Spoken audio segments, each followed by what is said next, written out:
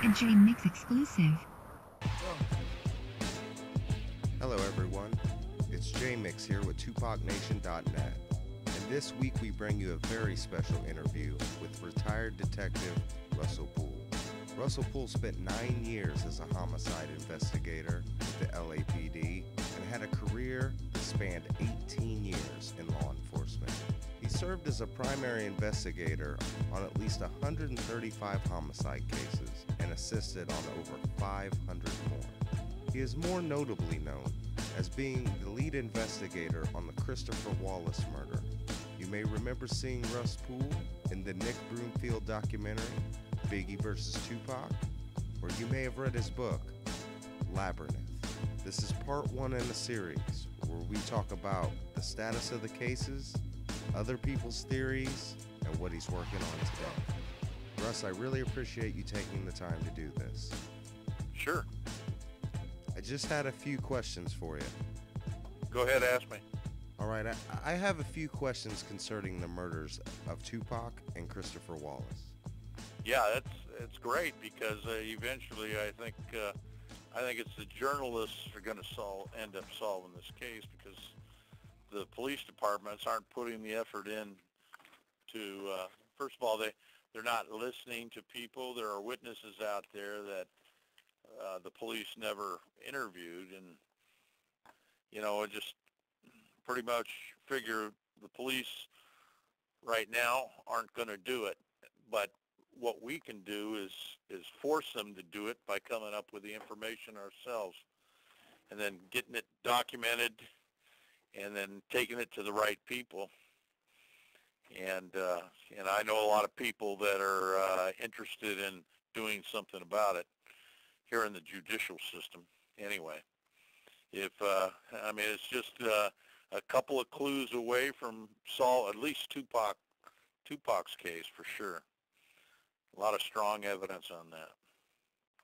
Right now, I feel because the journalism is still interested in the Biggie and the Tupac case, I believe that the journalists are going to be the ones to actually solve this case, because right now the police departments aren't interested in pursuing either case.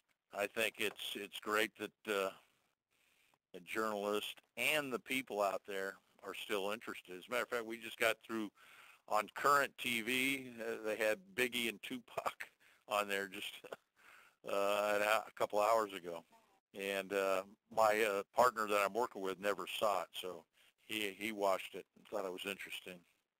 But anyway, I found since I left LAPD that journalism has done an excellent job to keep these cases in the forefront. Do you think that the LAPD's priority lies in solving these murders or burying the facts of these murders? Well, I think they would like to, if there was a possibility to solve it, they'd like to get it out of their hair and get it solved.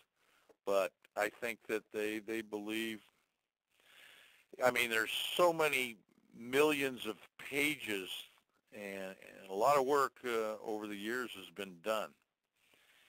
And there's lots of different clues, and I think any prosecutor that actually got the case would have to sift through all those files when it should be very simple.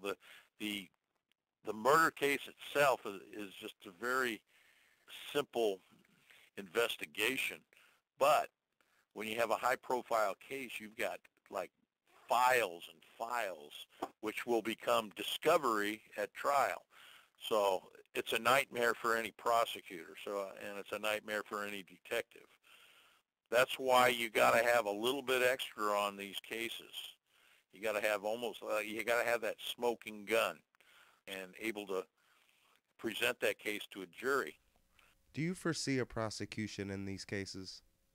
With all the different clues and different theories that have been spoken about over the years, it will be a nightmare in trial. So that's why you almost need a smoking gun, so a judge can take a look at that and say, None of this other stuff is relevant.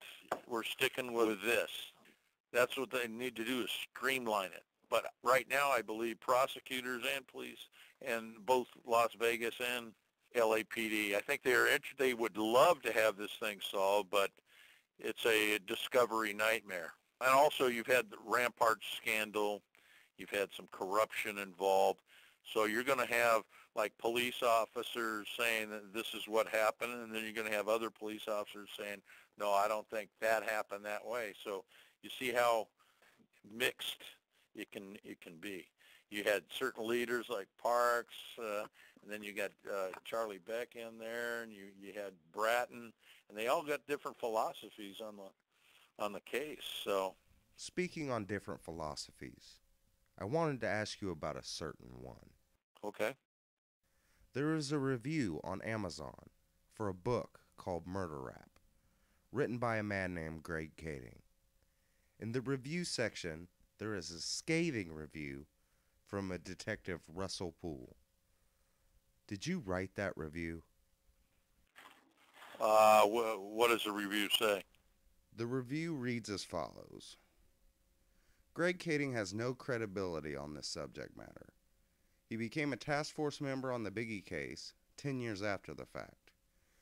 Kading left the LAPD in disgrace for his false testimony on a federal murder and racketeering case, United States versus George Torres Ramos, CRO 656A. Guilty verdicts were overturned in this part due to Kading's testimony. He said LAPD cleared him of those charges, but that is not entirely true. Kading also had some help writing this book from disgraced LA Times reporter Chuck Phillips. Kading forgets there are actual eyewitnesses to Biggie's killing. He spends a lot of time talking about things he knows nothing about.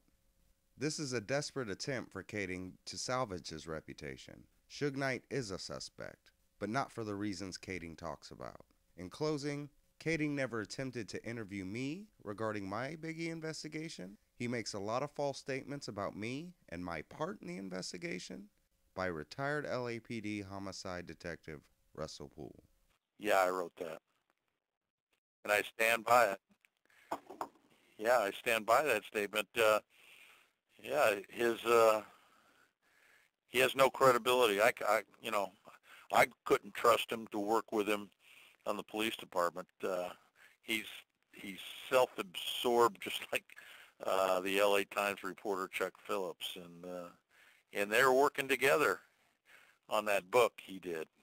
There's no question in my mind. I feel personally that the LAPD has whitewashed the Christopher Wallace investigation by clearing Greg Kading in the Torres case. Do you feel that this has tainted the Christopher Wallace case? Here's what happens when something like that happens, is they give him a choice to retire, resign, or leave, or we'll continue this investigation. Now, if they do an investigation, when he comes to federal court, he's representing not only the case that he's working, he's representing the Los Angeles Police Department. So internal affairs can conclude their investigation any way they want to conclude it. And he was forced to leave.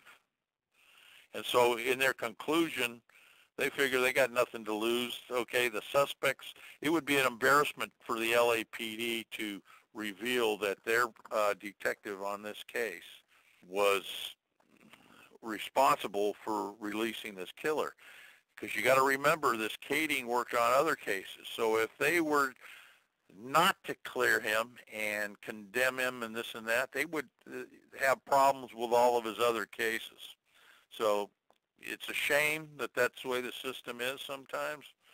But in my opinion, they basically just cleared it on there. He's no longer on the police department, so they don't have to worry about him anymore. However, if they do an investigation and find he's a corrupt officer and he's lied on this, well, maybe he lied on all the other cases. They didn't want to open that can of worms. Greg has stated that he kept a copy of an alleged confession from Keefe D. Can he take that evidence with him when he is forced into retirement?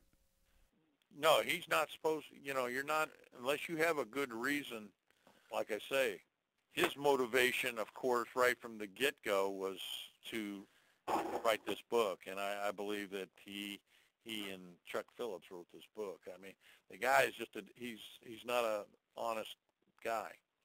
And if you I've talked to the U.S. attorneys out here that had that Kading case, and he's like, his name is Mud in the law enforcement circles.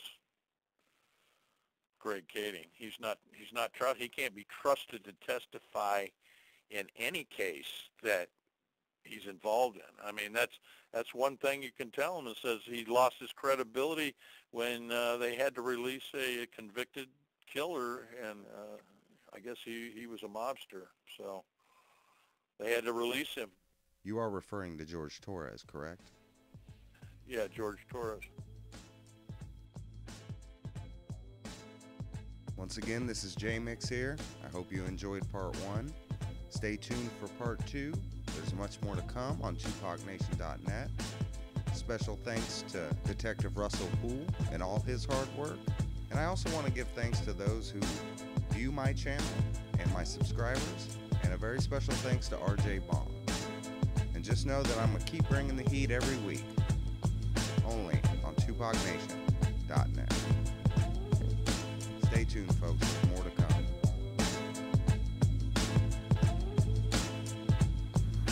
A Jmix exclusive. What up, shut up?